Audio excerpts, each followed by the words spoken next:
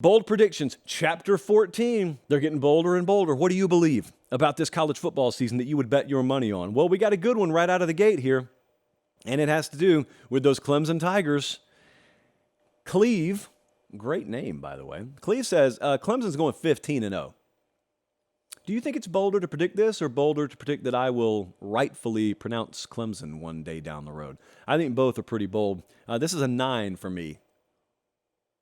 Some people being Jesse, some people said this should not be all the way up at a 9. Well, I'll give you my reasoning. So Clemson going undefeated and winning the title. They did it in 2018. We've seen them do it before. We've seen them win multiple titles under Dabo. 4 out of the last 5 national champions, by the way, were undefeated. So more often than not, that's what it's taken. They have got a team win total of 10. They've got the 6th best odds in the country, tied for 6th to win the national championship. This would be Dabo Swinney just storming back into the head room of college football. Now, I would argue he hasn't left it, but I get disagreement on that. Well, no one would disagree. If Clemson goes undefeated, I mean, that means the Garrett Riley hire worked out phenomenally. That means Cade Klubnik played at a great high level all year. It also means they beat Duke, Florida State, Notre Dame, Miami, North Carolina, South Carolina. The ACC championship game they got to win, and they won a playoff game and the national title. That is difficult, very difficult. They could lose one of those games and still win the title, but to win all of them, that's why it's a 9 for me, given the blend of how competitive some of those games should be and the uncertainty right now. That's what you got to call it, uncertainty. So that's a 9. Next up, I think some of you may go 9 with this one. Edward from Fairhope, Alabama says Auburn is going to win at least one of their games against Bama and Georgia. First thing you know, you got to check with Auburn. Where are these games played? Jordan-Hare Stadium? Okay, if they've got a pulse and they're playing there, they got a shot. The lines are out on these games. They are favored. Well, they're not favored against either. They are an 18.5-point underdog against Georgia at home. That's early in the year, by the way, I think week 5. And then they play Bama last week of the regular season, and they are a 14-point dog against Alabama. Both of those games are at home, though. Auburn beats Georgia or Alabama. This is an 8.5 on the boldness scale for me.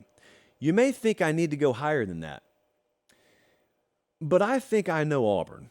And I think I know what that place is like when they get those particular teams in there. And I took a little break. Like I took Jesse to the Penn State-Auburn game last year, and I was trying to convince producer Jesse, a Penn State grad, mind you. I was trying to convince him, Jesse, you don't know what you're walking into. Jesse, Jordan-Hare Stadium is no joke. I know you go in these Big Ten venues that dwarf Jordan-Hare Stadium in overall capacity, but this place just has a little different soul to it. Splattering. And producer Jesse looks at me as if to say, what happened? Where's the magic? What happened? Well, I was wrong that day, but I'm right in general about what that place is like. Environment plus the unknown. I don't know what Hugh Freeze's team's going to look like this year. No one does. They brought in more 4-star plus portal talent than any team in America.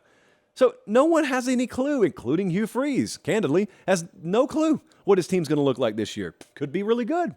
We'll see. My point is, in the lineage of Auburn football, getting those big games at home and having a ton of unknown can just lead to crazy things happening. So if you think I'm going to put a 9 on the possibility they pull off one of those upsets, you hadn't watched Auburn football long enough. Next up, we got an upset alert here. Trevor from Fort Worth, Texas. It's a long-winded way of saying Kansas is going to upset Oklahoma this year. Well, I only made this a 7.5, and I'll tell you why. It's not that bold. Oklahoma goes there in week 9. Oklahoma's only favored by 6.5. This would not be a massive upset. They've won 18 straight in the series, have the Oklahoma Sooners.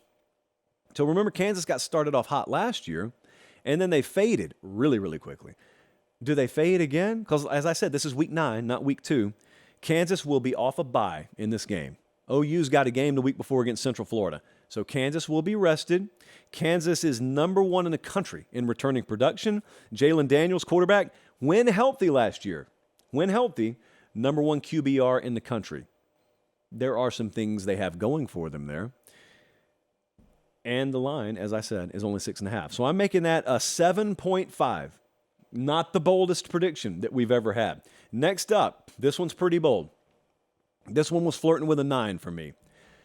Steve said Michigan will lose at least 3 games in the regular season from Richmond, Virginia. That's an 8.75, Steve, on the boldness scale. The team win total is 10.5. Michigan is number 7 in returning production. They are 3rd in the S&P Plus preseason rankings. Let me put it to you like this, Steve. Michigan faces 2 teams this year with a preseason win total over 7, and that's Ohio State and Penn State.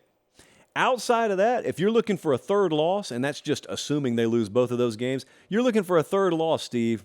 It's going to happen against Minnesota, Maryland, Nebraska, Michigan State. All 4 of those are on the road. Crazier things have happened. They got Purdue, but they got Purdue off a bye. It is tough. I will say this. That trip to Maryland, if you're watching on YouTube, the last 3 weeks of the season, Michigan's schedule goes at Penn State, at Maryland, Ohio State. The second leg of a back-to-back road stretch being sandwiched between a trip to Penn State and a home date against Ohio State, not the easiest thing to manage, but then again, Maryland has been a pretty easy thing to manage, and that's disrespectful, but it's true. So where's the third loss coming from? I mean, this is a sound football team. There are not a lot of questions. They return a ton of guys. There aren't a bunch of unproven units. I have trouble seeing it. So I'm going 8.75 on the boldness scale.